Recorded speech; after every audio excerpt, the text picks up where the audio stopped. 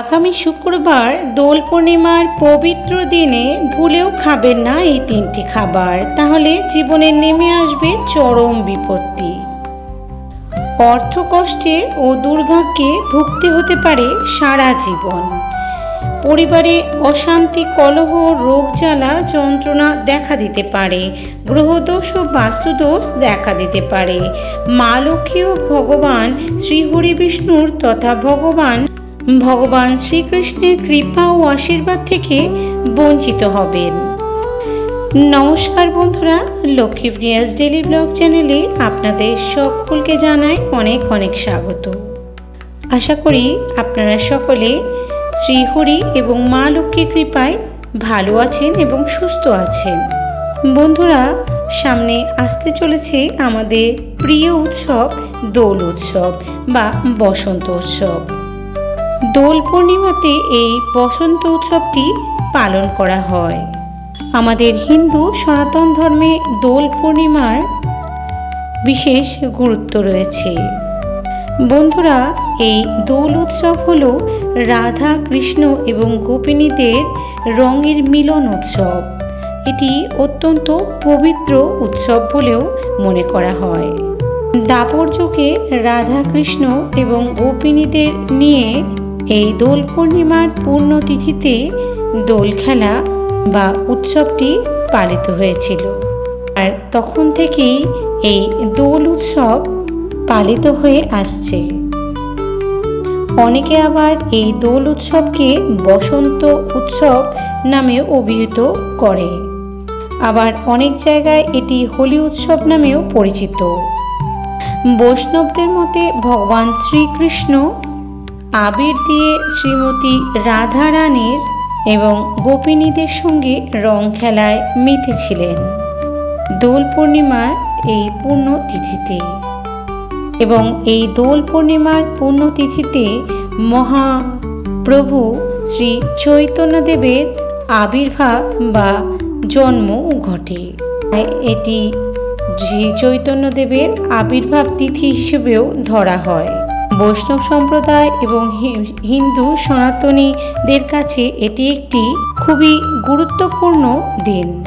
তাই এই দিনে ভুলেও এমন কোনো কাজ করবেন না যা আমাদের জীবনে পাপ এবং দুঃখ কষ্ট বাড়িয়ে তোলে। আর এই বিশেষ দিনে আমাদের কিছু নিয়ম মেনে চলা উচিত। আর এই পূর্ণ তিথিতে এবং এই হোলি উৎসবের দিনে অর্থাৎ দোল পূর্ণিমাতে আমাদের কিছু খাবার এমন রয়েছে যেগুলি আমাদের একদমই খাওয়া উচিত নয়। তাই আজকের ভিডিওতে আমি আপনাদের জানাবো দোল পূর্ণিমা কিভাবে পালন করবেন এবং এই দোল পূর্ণিমার পুণ্যতিথিতে ঠিক কোন কোন খাবারগুলো আপনি একদমই বর্জন করবেন, মুখে তুলবেন না, না হলে আপনার জীবনে আসবে চরম সংকট।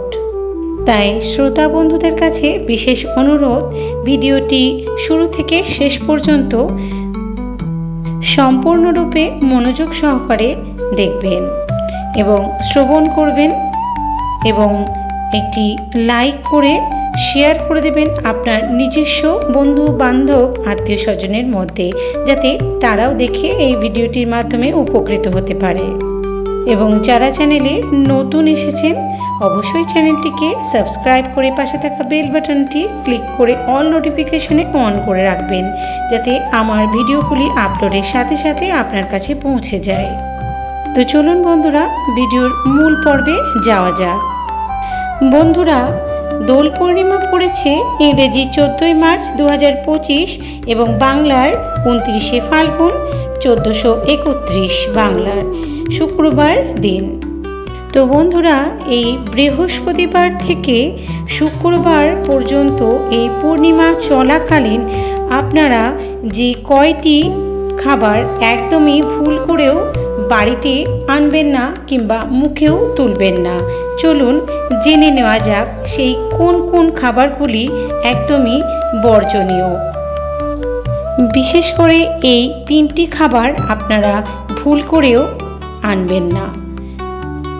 সর্বপ্রথম যে খাবারটির কথা বলবো তা হলো আমিষ জাতীয় খাদ্যদ্রব্য।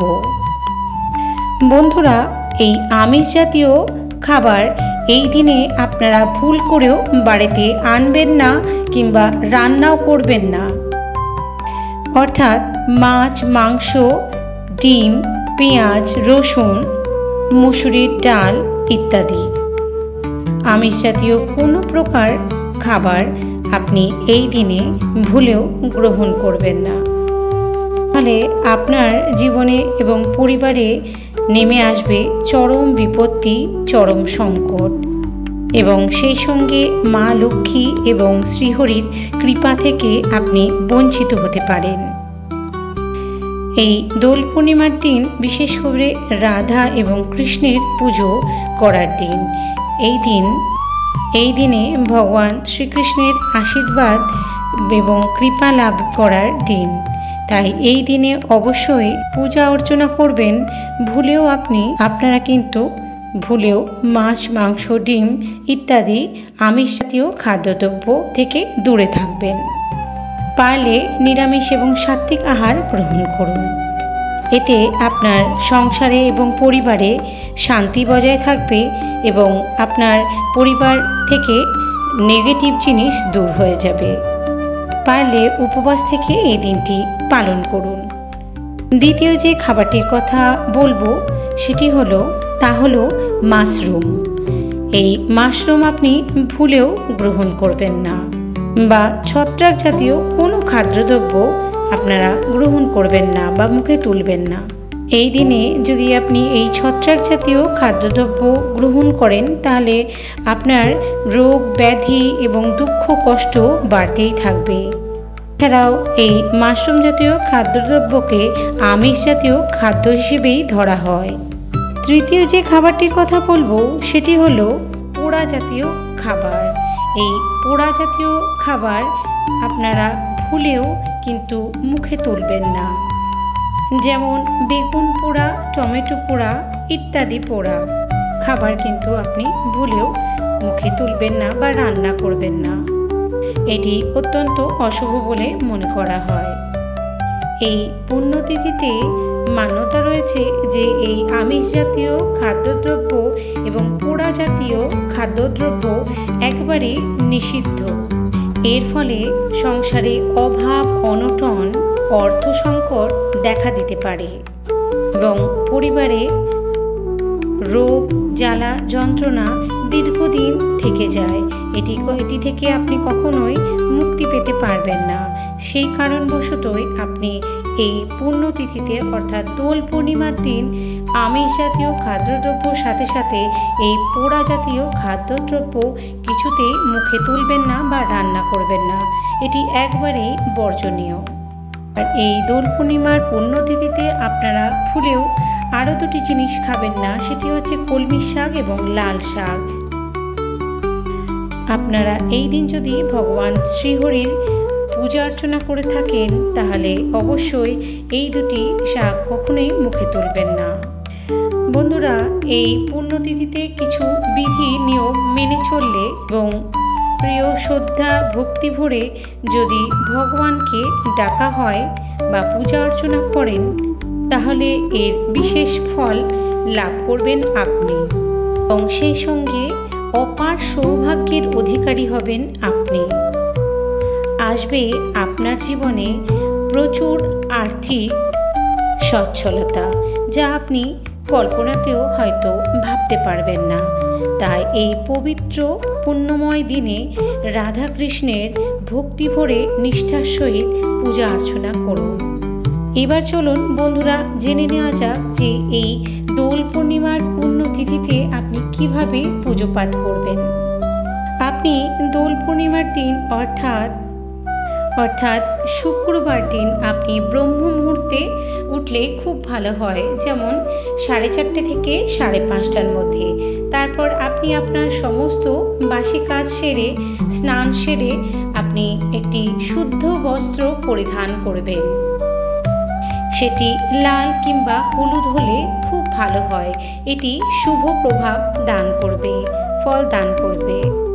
এবং শুদ্ধ বস্ত্র পরিধান করার পর আপনি আপনার ঠাকুর ঘরে অধিষ্ঠিত সমস্ত ঠাকুর এবং দেবদেবীদের এবং আপনার ঠাকুর ঘরে যদি রাধা কৃষ্ণের একটি বিগ্রহ কিংবা ছবি বা পট থাকে, যেটি খুব ভালো করে সেই দিন ফুল, ধূপকাঠি এবং প্রদীপ এবং চন্দন এবং গোলাপ জল প্রভৃতি সুগন্ধি দিয়ে পুজো অর্চনা করবেন। এটি অত্যন্ত শুভ বলে মনে করা হয়। এবং আপনি প্রদীপটা একটি ঘিয়ের প্রদীপ প্রজ্বলিত করলে খুব ভালো হয়। সেক্ষেত্রে যদি ঘি আপনার কাছে না থাকে, আপনি তেলের প্রদীপও প্রজ্বলিত করতে পারেন।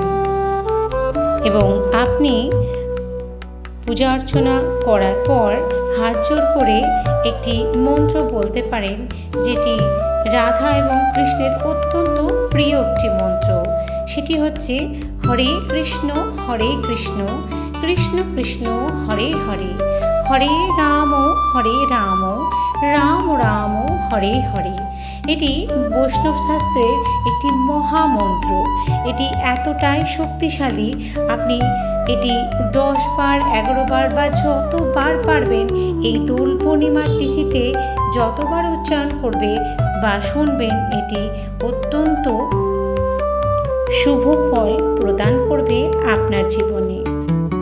এবং রাধাকৃষ্ণ পুজো করার পর এবং আপনার ঠাকুর ঘরে আরও সমস্ত দেবদেবী পুজো করার পর আপনি ভোগ হিসেবে কাঁচা সন্দেশ, ফলমূল ইত্যাদি ভোগ অর্পণ করতে পারেন, নিবেদন করতে পারেন। আর তাতে অবশ্যই একটি তুলসী পাতা প্রদান করবেন।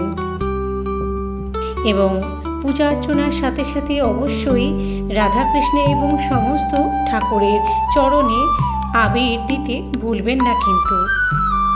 তো ভিডিওটি এই পর্যন্তই বন্ধুরা, আশা করি আপনাদের অনেক ভালো লাগবে। তো দেখা হবে আরও একটি ভিডিওর সাথে। সকলে ভালো থাকবেন, সুস্থ থাকবেন। আর এই বসন্ত উৎসব অর্থাৎ দোল পূর্ণিমার দোল খুব ভালো করে কাটাবেন, খুব ভালো করে সকলে সুস্থ থাকবেন। রাধে রাধে, জয় শ্রীকৃষ্ণ।